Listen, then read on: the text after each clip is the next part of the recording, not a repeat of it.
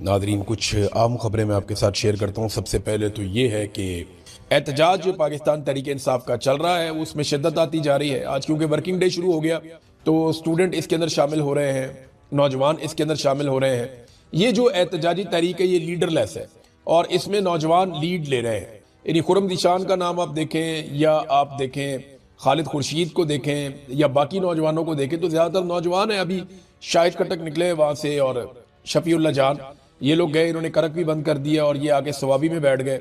और जो बाकी लोग हैं, अहमद खान न्याजी हैं या जितने भी लोग पाकिस्तान तहरीक इंसाफ के, ये वो नौजवान हैं जो इमरान खान साहब के साथ काम करते रहे हैं। और बहुत सारे जेंजी अब तहरीक चला रहे हैं, वो अलग अलग जगहों पे एहतजाज कर रहे हैं। और यही तहरीक अगर बढ़ती जाएगी तो हुकूमत के लिए मुश्किलात में इजाफा होगा।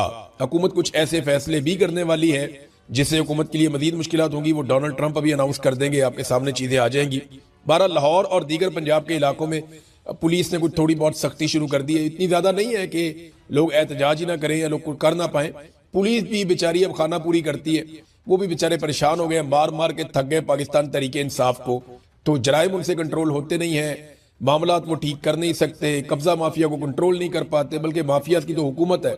और दूसरी जानिब जो है वो पीटीआई वालों के ऊपर ये चढ़े रहते हैं रोजाना की बुनियाद के ऊपर। तो पुलिस भी बेचारी मार मार के तंग आ गई है। दुनिया भर में एहतजाज हो रहा है। यानी हमने देखा कि बरतानिया के बहुत सारे शहरों में एहतजाज हुआ, लंदन में, मैनचेस्टर में, बर्मिंघम में और बहुत सारी जगहों पे, बरतानिया में, यूरोप में बहुत सारी जगहों पे एहतजाज हुआ इमरान खान साहब के हक में। अमेरिका में एहतजाज हुआ, न्यूयॉर्क में एक बहुत बड़ा एहतजाज हुआ इमरान खान साहब के हक में। तो बड़े मुजाहरे अब शुरू हो गए हैं ओवरसीज पाकिस्तानियों की जानिब से, तो इससे एक दबाव तो आएगा। अभी शहबाज शरीफ साहब आ रहे हैं अमेरिका में और उनकी अमेरिका आमद के मौके पर ओवरसीज पाकिस्तानी अगर वहां पे एक भरपूर एहतजाज करेंगे तो इससे एक दबाव जो है वो पाकिस्तान की सरकार के ऊपर और अमेरिका की सरकार के ऊपर जरूर बनेगा कि पाकिस्तानी इस हुकूमत को अपनी नुमाइंदा हुकूमत नहीं समझते। बहरहाल, ना तो इमरान खान साहब को अस्पताल लाया गया, ना इमरान खान साहब के इलाज मुआवजे की कोई सहूलत दी गई, ना किसी की इमरान खान साहब से मुलाकात करवाई गई और ना कोई ऐसी मेडिकल रिपोर्ट उनकी फैमिली को फराहम की गई जो फराहम की जानी चाहिए थी या जिसपे वो एतबार कर सकते। अब ये नौजवानों के ऊपर मुनसर है कि ये सारी चीजें अपने हाथ में लें तो फिर पाकिस्तान सीधा हो सकता है। क्योंकि इस वक्त जो सूरत हाल है, ऐसा लगता है कि चीजें नॉर्मलाइज की जा रही हैं और जजेस इसमें बड़ी मदद करने वाले हैं। आप आज के और कल के दिन में आप देखेंगे, आपको नजर आ जाएगा कि किस तरह से जजेस मदद करेंगे मौजूदा हुकूमत की इन तमाम चीजों को नॉर्मलाइज करने में। यानी एक आंख से अंधा हो गया लीडर, मुल्क का सबसे बड़ा लीडर, आप देखिएगा कि जजेस उसको कैसे नॉर्मलाइज करेंगे। इमरान खान साहब वो आदमी है जिन्होंने सेहत कार्ड दिया पाकिस्तानियों को और उसके जरिए से सिर्फ खैबर पख्तूनख्वा का बता रहा हूं, बाकी पाकिस्तान का नहीं बता रहा मैं आपको, सिर्फ खैबर पख्तूनख्वा में 1,90,000 शहरियों ने अपनी आंखों का इलाज करवाया था इमरान खान साहब के सेहत कार्ड से। और आज उस शख्स की अपनी एक आंख जाया कर दी गई है। ये 1,90,000 लोग जिन्होंने इमरान खान से अपनी आंखों का इलाज करवाया, सिर्फ यही लोग निकल आते ना तो हालात कुछ और होते। लेकिन लोग पाकिस्तान में ना, इमरान खान ने खुद शिकवा किया था कि आप बहुत सुस्त हैं, आप बहुत देर से जागते हैं। ये अरशद शरीफ के लिए कभी नहीं निकले, लेकिन उसके जनाजे के लिए सारे निकले, बहुत बड़ी तादाद में निकले। जनाजों में इकट्ठे होने का शौक है पाकिस्तानियों को, जनाजे उठाने का शौक है, लेकिन आवाज उठाने का शौक नहीं है। जिस दिन पाकिस्तानियों ने अपना शौक बदल लिया और जनाजे उठाने की बजाय आवाज उठाने का शौक पाल लिया, उस दिन पाकिस्तान ठीक होना शुरू हो जाएगा। ये थोड़े से जर्नैल है, ये थोड़ा सा मीडिया का माफिया है, ये थोड़े से सियासतदान है, थोड़े से लोग हैं, इनको आप उंगलियों पे गिन सकते हैं, 25-50 लोग होंगे। इन लोगों को सिर्फ आपने सीधा करना है, बाकी पाकिस्तान सीधा हो जाएगा इंशाल्लाह। लेकिन इसके लिए आपको जोर लगाना पड़ेगा। आसिफ अली जरदारी साहब बहुत उछल उछल के बातें कर रहे थे, वो बहादुरी का एक कुतुब मीनार बने हुए थे। तो जरदारी साहब के बहुत सारे पोल खुल गए। एक तो जरदारी साहब को ये बात याद रखनी चाहिए अच्छी तरह कि वो इमरान खान की तरह जेल में नहीं गए थे। जरदारी साहब बतौर एक क्रिमिनल के जेल में गए थे। जो लोग जराइम करते हैं वो बड़ी बहादुरी से जेल काट भी लेते हैं, जो कि जरदारी साहब ने नहीं काटी। उनको पता होता है कि जेल में जाना पड़ेगा और जरदारी साहब को तो हर तरह की सहूलत मुयसर थी। इमरान खान को मुजरिम तो नहीं है कि वो जेल काटे, उसके लिए तो जेल का एक दिन भी बहुत भारी होना चाहिए। लेकिन वो 2.5 साल से जेल में बैठा और उसको बर्दाश्त कर रहा है हर तरह के जुल्म को। अब ये आलमी सतह पे इस तरह की खबरें छपी थी कि साबिक पाकिस्तानी वज़ीर-ए-आज़म बेनज़ीर भुट्टो और उनके शौहर आसिफ अली जरदारी को स्विस अदालतों की जानिब से मनी लॉन्ड्रिंग और किक बैक्स की वसूली से मुताल्लिक मुकदमात में सजा नाकाबिले तरदीद शवाहिद पर मबनी है और स्विट्जरलैंड की अदलिया, हुकूमत और पुलिस फोर्स की दयानतदारी की गवाही देती है। लो जी, ये खबर है कि जरदारी साहब को जो स्विस अदालतों के अंदर सजा हुई, स्विट्जरलैंड की अदालतों से इनको सजा हुई है बैनुल अक़वामी सतह पे, जरदारी साहब को कि मनी लॉन्ड्रिंग की है और जनाब रिश्वत ली है, किकबैक्स, और नाकाबिले तरदीद शवाहिद है वहां पे। स्विट्जरलैंड की अदलिया ने, हुकूमत ने और पुलिस फोर्स की दयानतदारी की गवाही है कि उन्होंने इनको सजा दी है। और बेनजीर भुट्टो और उनके शौहर आसिफ अली जरदारी पर जिनेवा की 2 अलग अलग अदालतों की तरफ से 2 गैर मुतअल्लिका मुकदमात में फर्द जुर्म स्विस अदलिया की दयानतदारी और कारकर्दगी की गवाही देती है। मशहूर स्विस कानून की अफादियत, मुजरिमाना मामलात और बैन अल-अक़वामी इमदाद पर वफाकी स्विस पुलिस की कारकर्दगी और स्विस हुकूमत का जो तरीकाकार है, अब ये सारा कुछ इसमें लिखा है। पूरी एक रिपोर्ट है कि किस तरह से, कौन सा अटॉर्नी जनरल था, किसने कैसे किया, सरकार ने कैसे काम किया, किस तरह इनकी चोरी पकड़ी गई और किस तरीके से पता चला, और कैसे नैब इसके अंदर इन्वॉल्व हुआ और किस तरह इन्होंने लुटमार की। ये सारी इंटरनेशनल स्टोरीज है। ये कैसे पैसे लेकर चले गए मनी लॉन्ड्रिंग करके यहाँ से। तो जरदारी साहब आप पकड़े गए थे जिन केसेस में, उनका जवाब अब तक नहीं आया, बल्कि यूसुफ रजा गिलानी साहब की नौकरी भी वो जवाब के चक्कर में चली गई थी कि जब वहां से कागजात गायब किए जा रहे थे और पाकिस्तान नहीं लाए जा रहे थे, जब यूसुफ रजा गिलानी साहब ने अमल दरामद नहीं किया अदालती हुक्म पे, तो उनको जाना पड़ा और आप इस तस्ना के पीछे छुप गए और आप इस तरह उस केस से बचे। तो ये सारी दुनिया जानती है कि आपके ऊपर कौन से केसेस थे। आप मनी लॉन्ड्रिंग का कभी भी आज तक जवाब नहीं दे पाए। वो जो सरे महल जिसको आप ये कहते थे कि आपका है ही नहीं, वो बाद में आप ही लोगों का निकला ना। इसी तरह जो नवाज शरीफ साहब हैं, वो तो कभी मानते ही नहीं थे कि फ्लैट्स हमारे, फिर इनको मानने पड़ गए जी हमारे।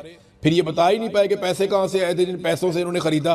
फिर जाली प्रेस, ये एक ट्रस्ट डीड भी एक निकाल कर ले आए। पता लगा जी मरियम नवाज बेनिफिशियल ओनर है, वो कहती है जी मेरी लंदन में क्या पाकिस्तान में भी कोई प्रॉपर्टी नहीं है। तो झूठ बोल बोल के इस खानदान ने, बल्कि दोनों खानदानों ने बेड़ा गर्क किया हुआ है। अब नाजरीन, पेट्रोल फिर उन्होंने महंगा कर दिया दोबारा।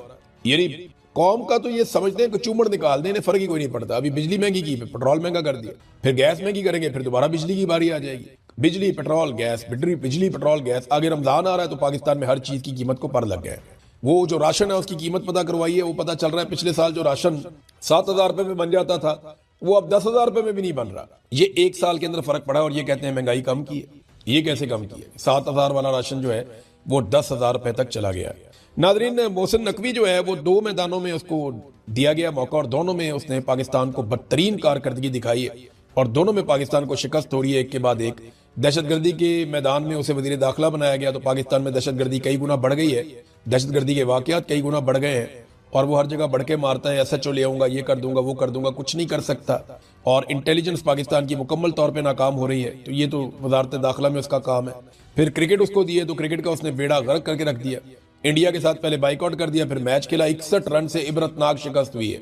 और ये जनाब वो सारे खिलाड़ी खिला रहे हैं जो, या जिनके बड़े या वो खिलाड़ी खुद खुशनुदी करते हैं या खुशामदी जो है उनको टीम के अंदर उन्होंने भर्ती किया हुआ है, जिनका खेल के साथ ताल्लुक ही कोई नहीं है।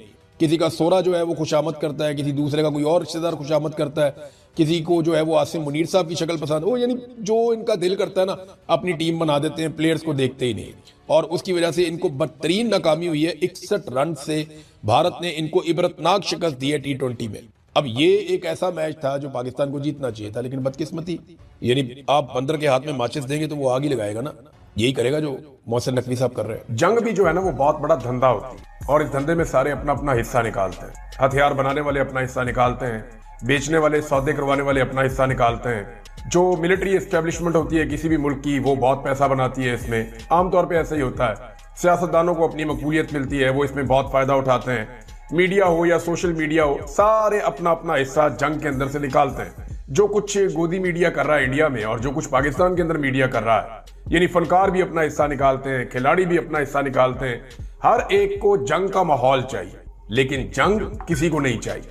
हकीकी जंग अगर हो जाए तो फिर किसी के लिए कुछ बचता नहीं है ना, और फिर वो चीजें बाकी नहीं रहती जिनके ऊपर आप मौज कर रहे होते हैं। लिहाजा जंग का माहौल तो सारों को चाहिए, एक नूरा कुश्ती तो सारों को चाहिए, लेकिन हकीकी लड़ाई कोई भी लड़ना नहीं चाहता। हमारे सामने बहुत सारे ममालिक की मिसाल है जिन्होंने जंग लड़ी है और लंबी जंग लड़ी है। पाकिस्तान ने आज तक कोई भी जंग 10 दिन तक नहीं लड़ी और बहुत मुख्तसर और छोटे दौरानिये की जंगें हम लड़ते रहे हैं। लंबी जंग पाकिस्तान ने जो भरपूर जंग है वो नहीं लड़ी है। अब जंग का धंधा इस वक्त अपने उरूज पे है। सारे लोग अपना अपना सौदा जो है वो अपनी अपनी रेडी पे लगा के बेच रहे हैं और इस किस्म की चीजें कही जा रही है कि कल रात ये हो गया, आज दिन को ये हो गया, अब ये होने जा रहा है। सियासतदानों को ले लीजिए ना, मैंने जानबूझकर जो इंफॉर्मेशन मिनिस्टर है पाकिस्तान का, उसका स्टेटमेंट बार बार बताया था। उसने कहा जी कि 24 घंटों में जंग हो सकती है, 36 घंटों में जंग हो सकती है। 48 घंटे गुजर गए हैं और जो पाकिस्तान का इंफॉर्मेशन मिनिस्टर है उसका दावा था कि ये इंटेलिजेंस एजेंसीज उन्होंने कहा है और ये इंटेलिजेंस एजेंसीज की मुसद्दका इतला है, उसने ये कहा था। लेकिन जंग नहीं हुई, अल्लाह करे जंग ना हो। लेकिन मेरे पास जंग के हवाले से कुछ बड़ी इंपॉर्टेंट इंफॉर्मेशन है जो आपके साथ मैं अभी शेयर करूंगा। लेकिन उससे पहले एक चीज आपको और बताता हूं कि दोनों ममालिक जो मिडिया सनसनी फैला रहा है या जो मीडिया बढ़ा चढ़ा के प्रोपेगेंडा कर रहा है, दोनों ममालिक उस मीडिया को, उस सोशल मीडिया को सपोर्ट कर रहे हैं और जो मीडिया हकाइक बयान कर रहा है उसको दोनों ममालिक अपने अपने मुल्क के अंदर दबा रहे हैं या उसको पीछे रखने की कोशिश कर रहे हैं। ये क्यों हो रहा है? जंग की सनसनी सबको चाहिए लेकिन जंग किसी को नहीं लड़नी। मेरे कुछ बड़े जबरदस्त सोर्सेज हैं, उनसे मैंने कुछ इंफॉर्मेशन इकट्ठी की है। वो इंफॉर्मेशन मैं आपके साथ शेयर करूंगा कि लड़ाई होनी तो जरूर है लेकिन लड़ाई में और जंग में बहुत फर्क होता है। जंग नहीं होने जा रही। पहले आप अलीमा खान साहबा का एक स्टेटमेंट देख लीजिए। अलीमा खान साहबा इमरान खान की बहन है और उन्होंने बड़ा कैटेगोरिकली कहा कि अगर हिंदुस्तान के साथ मामला सीरियस होता तो या जंग का कोई खतरा होता तो ये खुद जाकर इमरान खान के पास बैठे होते। ये नूरा कुश्ती हो रही है, कोई जंग नहीं हो रही, ये अलीमा खान ने कहा। अच्छा, इसमें एक जो स्टेटमेंट है वो मोहम्मद मालिक साहब जर्नलिस्ट हैं, उन्होंने भी कहा। उन्होंने कहा अमेरिकन डिप्लोमेट है, उनसे बात हुई मोहम्मद मालिक की और उसने कहा जी दोनों मुल्क कोई जंग लड़ने नहीं जा रहे। हाँ, ये जरूर है कि दोनों मुल्क चाहते हैं कि पाकिस्तान चाहता है कि कोई एक अटैक छोटा मोटा इंडिया कर दे, उसके जवाब में हम भी एक अटैक कर दें तो दोनों को एक विन विन सिचुएशन मिल जाए और उस विन विन सिचुएशन में दोनों कुछ ना कुछ गेन कर लें। यानी सियासतदान रेलिवेंट हो जाएंगे, पब्लिक की नजर में हीरो बन जाएंगे। मिलिट्री एस्टेब्लिशमेंट कहेगी देखिए जी हम कुर्बानियां देते हैं, हमने दुश्मन के दांत कट्टे कर दिए। मीडिया जो है उसके ऊपर आपको बहुत सारे लोग मिलेंगे, जनाब हमने जंग जाके फ्रंट से ये किया तो वो किया। ये बहुत सारी कहानियां आपको आने वाले दिनों में सुनने को मिलेगी। लेकिन अभी तक तो नूरा कुश्ती वाला माहौल है और मेरे जो सोर्सेज है वो ये बता रहे हैं कि बहुत बड़ी मूवमेंट नहीं हुई है। हाँ, तैयारियां जरूर की जा रही हैं। अगर मार्का होगा तो किस लेवल का होगा, मैं आपको एक चीज क्लियर कर दूं कि मैं इसको नूरा कुश्ती नहीं कह रहा। जंग शुरू आप करते हैं, वो पहुंचती कहां है इसके बारे में हमें नहीं पता, क्योंकि बाद औक़ात जंग फैल जाती है और आप जंग रोकना भी चाहते हैं, फिर जंग रोकना मुश्किल हो जाता है। अभी तो एक बटन है ना, ये जो बड़े लोग बैठे हुए हैं दोनों तरफ मिलिट्री एस्टेब्लिशमेंट के या हुकूमतों के, उन्होंने जंग का बटन ऑन करना है, थोड़ी सी जंग लगनी है, लड़ाई बटन ऑफ करना है, लड़ाई खत्म हो जानी है। नॉर्मली यही होता है ना, और तरीकाकार भी यही है। असल में जंग तो जो मैदान में खड़ा हुआ सिपाही है उसके लिए है, या मैदान में जो ऑफिसर मुकाबला कर रहा है जंग तो उसके लिए है। जो हवा में जो पायलट मौजूद है जंग उसके लिए है, या जो गहरे समंदर के पानियों में मौजूद है जंग तो उनके लिए है। जो बंद कमरों में बैठे हैं दोनों तरफ, उन्होंने तो जंग का बटन ऑन करना और जंग का बटन ऑफ कर देना है अपनी अपनी जरूरत पूरी करने के बाद। तो आप मुझे थोड़ा सा मार लीजिए, मैं आपको थोड़ा सा मार देता हूं, हम एक दूसरे की बुराई कर लेते हैं, इस तरह हम अपने अपने लोगों को बेवकूफ बना लेंगे। नॉर्मली यही होता है पाकिस्तान और भारत जैसे मुल्कों में। अब अलीमा खान ने कहा कि ये नूरा कुश्ती है। मुझे मेरे सोर्स ने कहा कि जी उतनी बड़ी मूवमेंट्स नहीं हुई, लेकिन एक बात है कि जो ग्राउंड पे लोग लड़ेंगे वो तो जंग ही लड़ रहे होंगे और उन्हें जंग लड़नी पड़ेगी। वो तो अपने मुल्क के लिए और अपनी कौम के लिए जंग लड़ रहे होंगे। अब क्या इस जंग के नतीजे में कश्मीर आजाद होने जा रहा है? मेरा सादा सा एक सवाल है, अगर तो जंग होने जा रही है ना पाकिस्तान और भारत के माबैन, तो कोई मकसद होगा ना जंग का। ये तो नहीं हो सकता कि भारत एक इल्जाम करे और पाकिस्तान के ऊपर अटैक कर दे और पाकिस्तान जनाब उसके अटैक का थोड़ा सा जवाब दे के बस कर दे। कश्मीर भी तो आजाद करवाना है और पाकिस्तान की इसी फौज ने करवाना है। 70 साल ये कहानी सुनाई है ना पाकिस्तानियों को कि कश्मीर आजाद होगा, तो ये मौका है। अगर भारत आपके साथ लड़ाई करता है तो कश्मीर आजाद करवा ले। तो क्या इस लड़ाई के नतीजे में कश्मीर आजाद होगा? पाकिस्तान की सियासी और फौजी की आदत दोनों बारहा ये कह चुके हैं कि कश्मीर अब लड़ाई से आजाद नहीं हो सकता। ना वो हमसे छीन सकते हैं ना हम उनसे छीन सकते हैं। ये बात ये बार बार कह चुके हैं। अमेरिका ने इस माहौल में भारत के साथ एक नया दिफाई मुआहदा भी कर लिया नाजरीन, और उसकी तफसीलात अभी सामने आ जाएंगी। लेकिन ये अरबों रुपए का मुआहदा है जो अमेरिका ने भारत के साथ किया। इस मौके पर अमेरिका का दावा है कि खित्ते में ताकत का तवाजुन इससे खराब नहीं होगा, लेकिन जब इस माहौल में दो मुल्क आपस में आमने सामने होते हैं और आप एक दिफाई मुआहदा करते हैं तो उसका एक इम्पैक्ट होता है। दूसरी जानिब चाइना ने कहा जी पाकिस्तान का मौक़िफ़ ये वाला तो ठीक है कि तहकीकात होनी चाहिए और सबूत दिए जाने चाहिए, लेकिन क्या चाइना इस जंग में उतरेगा पाकिस्तान के हक में? तो सादी बात यह है कि चाइना प्रैक्टिकली इस जंग का हिस्सा नहीं बनेगा, क्योंकि जब चाइना इंडिया के साथ लड़ रहा था, स्टैंड ऑफ पोजीशन में था, तो पाकिस्तान के पास बड़ा मौका था और बार बार कहा भी गया, तो पाकिस्तान ने उस वक्त कोई रोल प्ले नहीं किया था। जुल्मे खलीलजाद का भी एक स्टेटमेंट आया है इसी जंग वाली सूरत को लेकर वो इस खित्ते में बड़ी अहम ड्यूटीज देते रहे हैं। उन्होंने कहा जी भारत के साथ कशीदगी और जंग के इम्कानात बढ़ने के साथ ही कई पाकिस्तानी रहनुमा कौमी यकजहती की अपील कर रहे हैं। ये यकीनन एक काबिल सताइश मकसद है, लेकिन इसके रास्ते में सबसे बड़ी रुकावट मुल्क के सबसे मकबूल रहनुमा इमरान खान की मुसलसल कैद है। कौमी यकजहती का तकाजा है कि इमरान खान को फौरी तौर पर रिहा किया जाए। अब इमरान खान की रिहाई का जो है वो मुतालबा बहुत शद्द और मत से सामने आ रहा है। यहाँ जो पाकिस्तान तहरीक इंसाफ है उन्होंने एक मीटिंग की है, सियासी कमेटी और कोर कमेटी का उनका एक मुश्तरका इजलास हुआ और बाद में उसका एक मुश्तरका एलामिया भी जारी किया गया।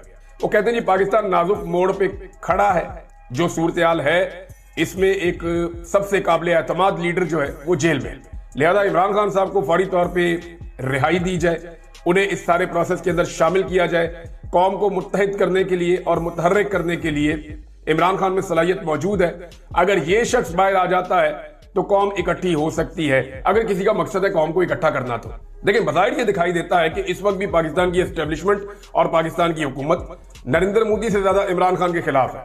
आप देखें ना, शरीफ खानदान कहीं चला जाए, मरियम नवाज, नवाज शरीफ, शहबाज शरीफ जहां भी तकरीर करें या उनके सहूलतकार, तो वो नरेंद्र मोदी का नाम नहीं लेते, पहलगाम इंसिडेंट के ऊपर बात नहीं करते, वो खुलकर आरएसएस आइडियोलॉजी या इन चीजों के ऊपर बात नहीं करते।